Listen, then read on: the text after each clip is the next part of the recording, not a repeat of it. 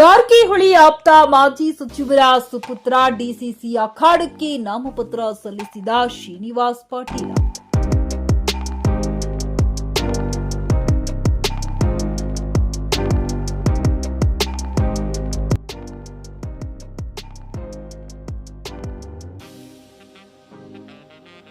ಕಾಗವಾಡ ಮಾಜಿ ಸಚಿವ ಶ್ರೀಮಂತ ಪಾಟೀಲರ ಸುಪುತ್ರ ಯುವ ನಾಯಕ ಶ್ರೀನಿವಾಸ್ ಪಾಟೀಲ್ ಮುಖಂಡರೊಂದಿಗೆ ಕಾಗವಾಡ ಅಭ್ಯರ್ಥಿಯಾಗಿ ಡಿಸಿಸಿ ಬ್ಯಾಂಕ್ ಚುನಾವಣೆಗೆ ನಾಮಪತ್ರ ಸಲ್ಲಿಸಿ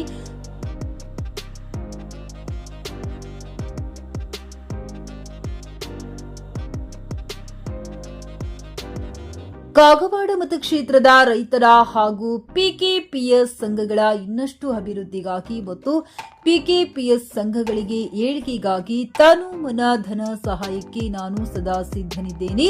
ಸಂಘದ ಎಲ್ಲಾ ಮಂಡಳಿಯವರು ನನ್ನನ್ನು ಬೆಂಬಲಿಸಿ ಎಂದು ಕಾಗವಾಡ ಶಾಸಕ ರಾಜು ಕಾಗೆ ವಿರುದ್ಧ ಡಿಸಿಸಿ ಬ್ಯಾಂಕ್ ಚುನಾವಣೆ ಅಖಾಡಕ್ಕೆ ನಾಮಪತ್ರ ಸಲ್ಲಿಸಿದ ಶ್ರೀನಿವಾಸ್ ಪಾಟೀಲ. ಇದೇ ಸಮಯದಲ್ಲಿ ಅನೇಕ ಮುಖಂಡರು ಉಪಸ್ಥಿತರಿದ್ದರು. ಸತೀಶ್ ಕೋಳಿ, ನ್ಯೂಸ್ ಪಾಸ್ಟ್, ಚಿಕ್ಕೋಡಿ.